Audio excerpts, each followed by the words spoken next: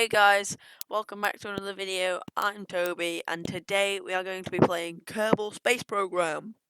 As you can see now, I'm just building an adapter for the space station. And yeah, this is a kind of weirdly planned out video, but it was really short if I just put the adapter on there. So basically what I'm doing is and if I'd left the second part to the next video, then the next video would be way too long. So I just decided to split it into two videos. So this first bit is going to be me making the adapter now, and I'm going to launch that up, get it to the space station, and then the second bit is going to be me constructing an artificial gravity ring. Now, as it took so long for me to troubleshoot that and stuff, I couldn't actually. It took me hours to get it up into orbit, so I'm going to be releasing this in two parts.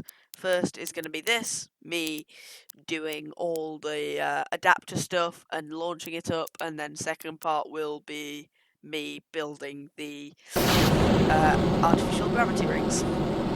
So yeah, this is a pretty small one, pretty light, so won't take too many rockets, and it's just pretty easy to get up. So yeah, hope you guys enjoy it.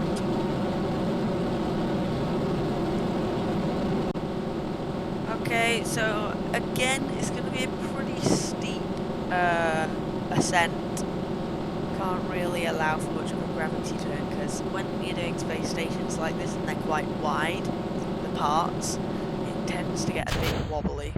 So as you can see there, as soon as I get onto the second stage, which we've done now, I can level off and start going sideways to increase our periapsis. Yeah, this is a pretty simple one, not too hard. The artificial gravity rings are just, they're so hard to do. It's really annoying. But yeah, just making a maneuver node there to synchronize our orbit with the space station. And as you can see, our orbit is a bit wonky compared to the what's it called? Compared to the yeah, I got a perfect orbit there. Yeah, it's a bit wonky compared to the space station's orbit. But that's fine. It'll only take a bit of retrograde to target to sort that out when we get there. And at the moment, I'm just turning everything into hibernation, because as you can see there, I just did a test and the electric charge went down extremely quickly. And I did not want to run out of electricity, or else the mission would go to pot. We wouldn't be able to do it. So yeah, I sent everything into hibernation, and it took a bit of power. I don't know where the power was being drained from, but it wasn't much, so it was fine. So now we're just completing the maneuver node. It's a very small maneuver node, only 8.7 meters per second of delta V. No, that's speed, isn't it? Yeah, speed. So now we're just time warping to the. It's 22 kilometers away there. I don't know how close we get, but we get pretty close. And then what we're going to do is we're just going to point retrograde to target and fire the engines. And then once we get to 0 meters per second, we're going to fire towards until we get a close encounter, and then turn retrograde again. Yeah, that was a pretty messy fairing ejection, but luckily it despawned, so it didn't cause too much of a fuss. But then I realised I as it looks a bit cleaner, I used a different type of RCS blocks. But I just realised that they don't actually go in all directions, so when I was actually doing it, I couldn't go forward. So I had to go sideways and go forward like that. But I realised that I couldn't. It would be extremely difficult to actually dock with where I wanted to dock. So I had to actually, I think you'll see now, but I undock the observatory and use it as a kind of tug. I go and grab this thing and use the observatory as a tug. Which probably isn't the best thing to do, but you know, it's the Kerbal way. But yeah, I'm not using those again. I hate them. I thought, ooh, maybe I could use it. It looks quite clean. But then I realised, no, I hate it. I'm not using it ever again. um, but yeah, we're about to conclude. I think it's a clean dock. Yep, there we go. And basically what I wanted to do now is I wanted to deactivate all of these things. So instead of doing them one by one, I just set a action group, which made me able to do it all in one go. Then it was just a simple case of using the observatory as a tug. As the RCS blocks were only at one end, it was kind of hard to control. It was okay. Yeah, as you can see now, it's a bit crazy. There we go. Doing the lazy method again. And yeah, this should bring us to the end half of this video. Once we've done this, we are going to move on to the construction process. This construction process was extremely annoying. Because at first I tried to...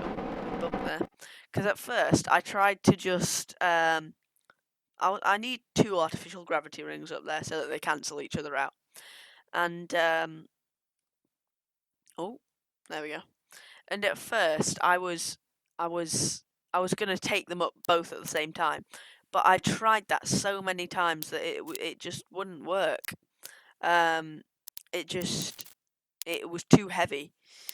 So yeah, that was annoying, and it was lucky that I realised this at the start, but I would have actually had to decouple the node on this if I'd done it in the way that I just did it. So luckily I didn't. I quickly changed the way I did it. But yeah, this is, if anyone wants a tutorial on how to do a artificial gravity ring, then hit me up in the comments. Yeah, I can show you how to do it if you want. And here I am rebuilding it because I just built it slightly wrong. Well, I didn't build it wrong. It's just I built it so that I couldn't duplicate it. And I don't really need to duplicate it now that I think about it. But when I did then, I was at this point I was still wanting to take them up both at the same time. So yeah, I tried to duplicate them and put them in the same ship. And that did work with my other space station, but I think these gravity rings are a lot bigger than my other space station. So yeah. Now we're just well, they could actually no, they couldn't float there. They would fall off. So now I'm just doing these, and now I'm gonna strut it up, make sure everything's structurally sound. And yeah, that's the artificial gravity ring. Yeah, obviously this was a mistake. I could never do this and take up both at the same time. It was just it was just stupid. It was a bad idea. Because I don't know how heavy this is, but I think in the game it's like 100 tons. I think it's like 100 tons, and 100 tons is pretty heavy. So yeah, I even strapped on the Saturn V Making History DLC rocket parts on there, but they still didn't work. So yeah, I just had to... Yeah, I was really struggling on what engine to use for that, but it will change in a second. Because I just... when I change to one thing, I just go for a Rhino engine. Because it's just easy. And yeah, there's no point really going for anything else. But you guys are about to get debated at the end of this, because I don't know when it's gonna cut to the next thing. I don't know when I cut it. But yeah, I show the start of the launch, and then you don't get to see anything else.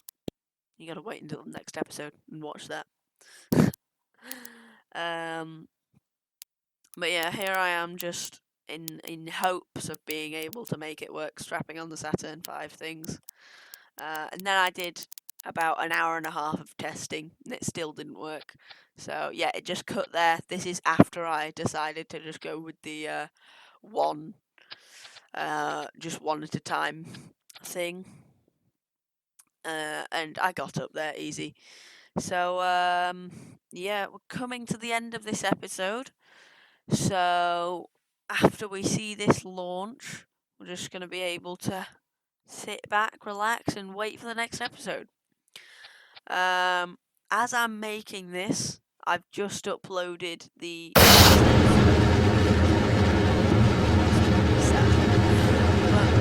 hope we do better. But yeah, it's a slow one, and bam, you're not seeing it anymore. Subscribe, like, all that good stuff. Subscribe again. Post notifications. Bye. See you later. I'm gonna leave you with black screen of silence.